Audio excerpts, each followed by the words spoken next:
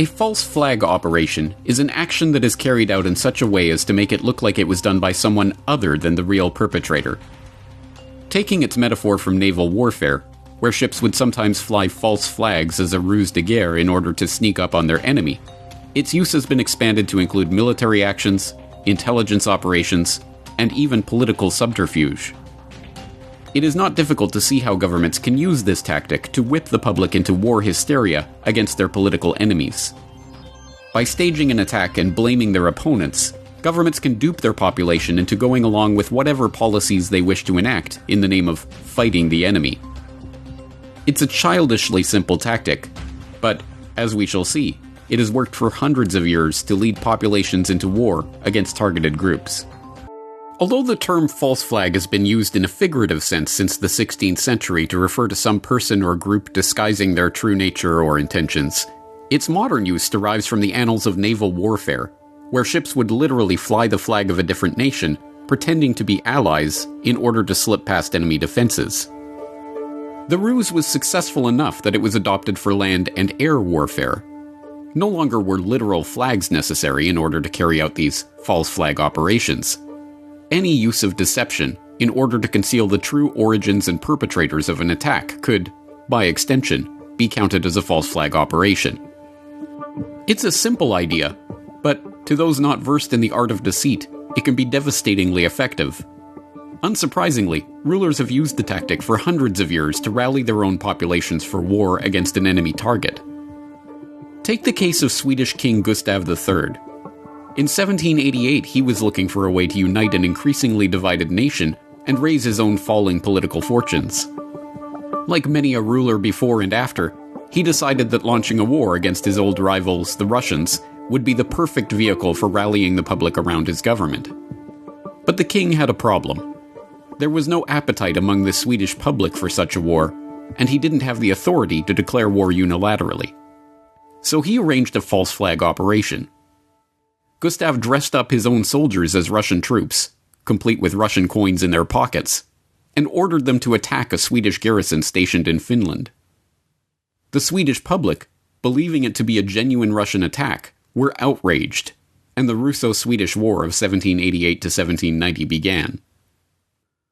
Or take the case of Seishiro Itagaki, a general in the Imperial Japanese Army who, by 1931, had risen through the ranks to become the chief of intelligence in the Kwantung Army, Japan's largest army group.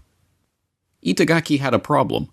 He wanted to invade Manchuria, but the Japanese Minister of War wouldn't allow it. So the general took matters into his own hands by organizing a small cadre of rebels within the Japanese army and launching a false flag attack. They detonated some explosives on a railway track near a Chinese garrison and blamed the incident on the Chinese themselves. The next day, the Japanese began their attack in response to the Chinese provocation, and Itagaki got his Manchurian invasion. Or take the case of the Manning Memo. This document records the discussions that took place between US President George W. Bush and UK Prime Minister Tony Blair at the White House on January 31, 2003. They were committed to starting a war with Iraq, but they had a problem. They didn't have any actual reason for invading Iraq.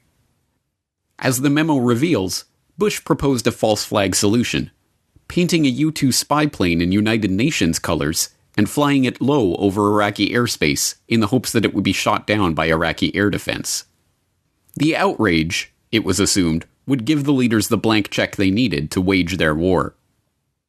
Blair reportedly balked at the idea, but the pair did agree that the invasion would go ahead regardless of whether or not any weapons of mass destruction were ever found. War crimes be damned. There are many such examples of false flag operations being used throughout history.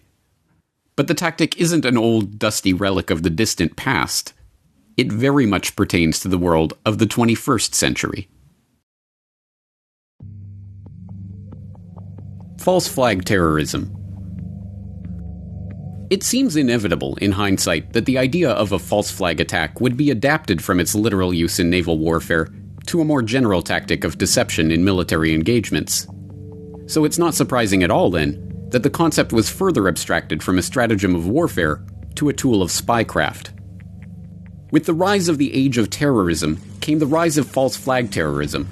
spectacular acts of violence designed to look like they were the acts of shadowy terror groups. Once again, the trick is simple but effective. In the early 1950s, the Israelis were concerned that the British would withdraw their forces from the Suez Canal zone, strengthening Egyptian President Gamal Abdel Nasser and his quest to form an alliance against Israel based on pan-Arab nationalism. Realizing that the only thing that would keep Britain committed to the region was an ongoing state of emergency, they hit upon a simple solution: a false flag terror operation.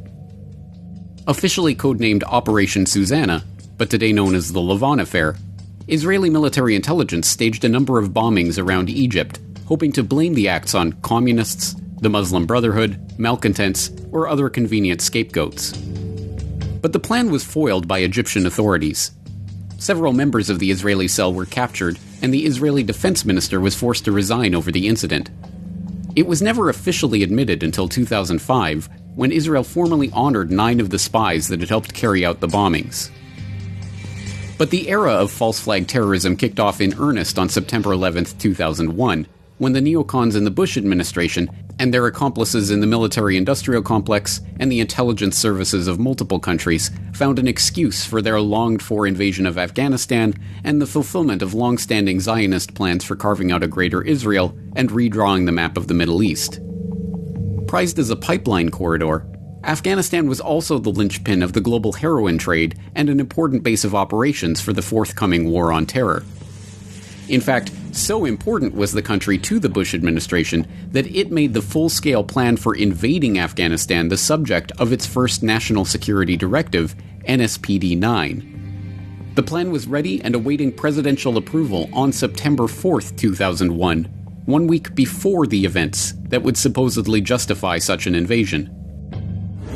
By the first week of September, the process had arrived at a strategy that was presented to principals and later became NSPD-9, the President's first major substantive national security decision directive.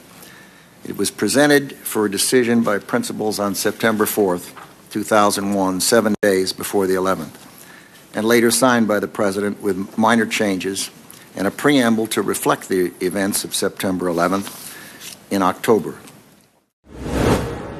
9/11 was the foundational event of the 21st century, an excuse for numerous items on the checklist of the neocon cabal at the heart of the Bush administration.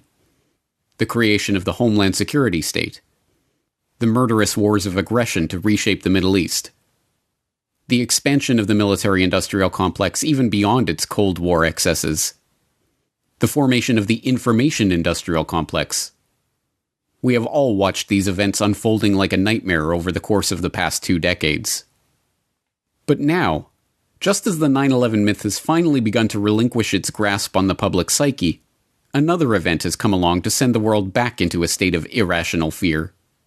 This time, the emergency is predicated not on the Muslim boogeyman, but on the invisible boogeyman, SARS-CoV-2. As we have already seen, the advent of new forms of warfare inevitably brings with it new opportunities for war planners to adapt the false flag strategy for new battlegrounds. And so it is that we find ourselves on the cusp of a new era of false flag operations.